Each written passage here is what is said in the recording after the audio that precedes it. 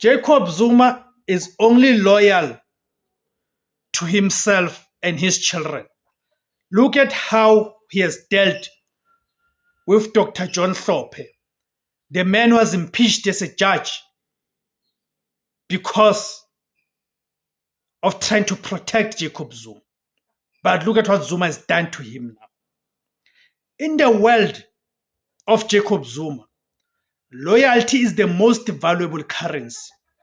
But what happens when the most loyal ally, a man who risked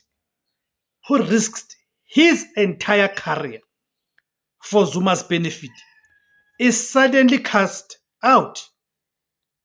This is the story of Dr. John Hlophe, the first judge to be impeached in democratic South Africa for doing a political favor to Jacob Zuma.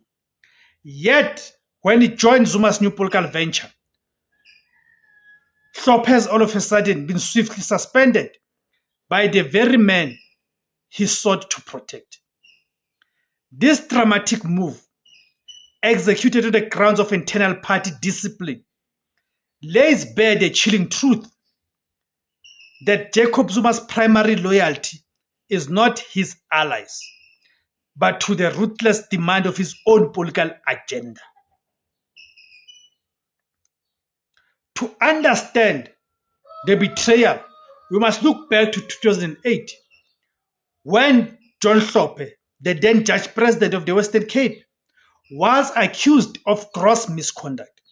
His crime: he allegedly attempted to improperly influence two Constitutional Court judges to rule in favor of the then Deputy President, Jacob Zuma, in a pending corruption case. Hlophe denied the claims, but the findings of the gross misconduct was confirmed after a prolonged 16-year battle, culminating in Hlophe's historic impeachment in 2024.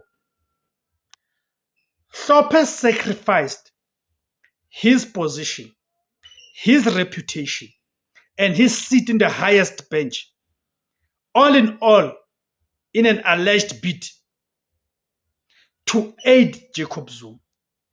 In the eyes of many political observers, Hlophe had earned a life debt from the former president, a belief that was seemingly paid when Jacob Zuma welcomed Hlophe into a high-ranking position within the Umkhonto Party to be his deputy leader of the MK Party, and also the leader of the Umkhonto Party in parliament.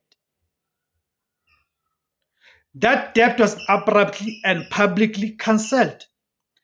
As president of the Umkhonto Party, Jacob Zuma issued a decision to suspend Dr. John Hlophe from his role as the party's deputy president and leader of his parliamentary caucus.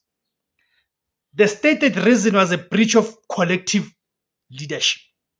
Hlophe had unilaterally effected leadership changes in parliament without consulting Zuma or the party's top structures. But there's no party top structures. The party top structures is Jacob Zuma and Duduzile Zuma.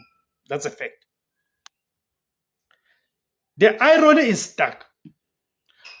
John Hlophe was removed from his judicial post for a breach of judicial independence on behalf of Jacob Zuma.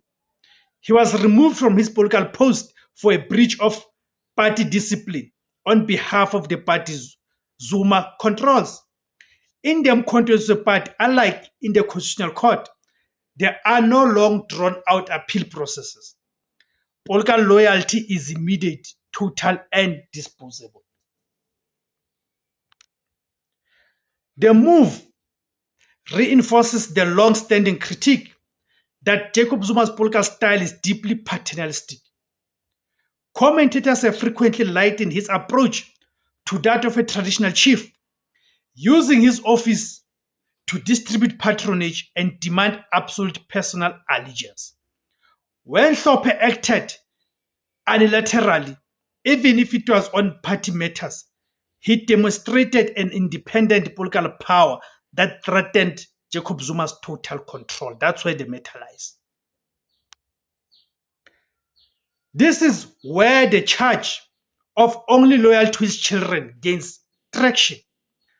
Jacob Zuma's children remain free to engage in controversial and highly political actions, often in defense of their father, seemingly inhuman from the disciplinary acts wielded against the allies like Hlophe.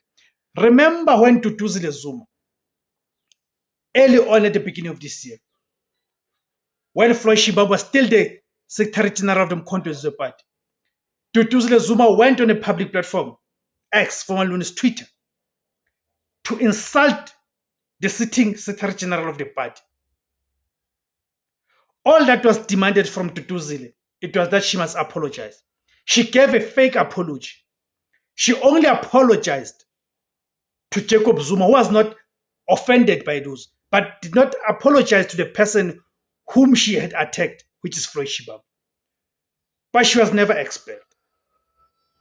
You see? So for Zuma, family is a personal sanctuary. Political alliances are merely tools to be sharpened and discarded when they threaten the ultimate power structure. The suspension of Dr. John Hlophe is more than just an internal party squabble. It is a profound political lesson. It teaches that in Jacob Zuma's political universe, loyalty must be transactional and strictly subservient to the commander-in-chief's vision. When an ally's independence, even the independence of a debt of honor, clashes with the immediate need for absolute control, the ally is jettisoned. The cost of disobedience, even for the most loyal foot soldier, is immediate political execution. It was Julius Malema who, when he was being expelled from the ANC, said that Jacob Zuma uses people and then throw them out like they are used condoms. You then realize, check the pattern of how Jacob Zuma has always related to people, especially those who worked under him or those who worked with him. You realize that he has mastered this art of using people and then discard them at a later stage. And also the arrival of Tony Yenge, who upon his arrival was elevated as the MK party's second deputy president, was giving a signal of where Jacob Zuma is moving. It's quite sad that Dr. John Hlophe has had to pay this price because, as it has been shown and demonstrated, Jacob Zuma is only loyal to himself and his children. Thank you very, very much, guys, for tuning in. My name is Tebs Kosana. The name of the platform is Izwi Labansundu, the voice for Africans. Kamakuma Africa.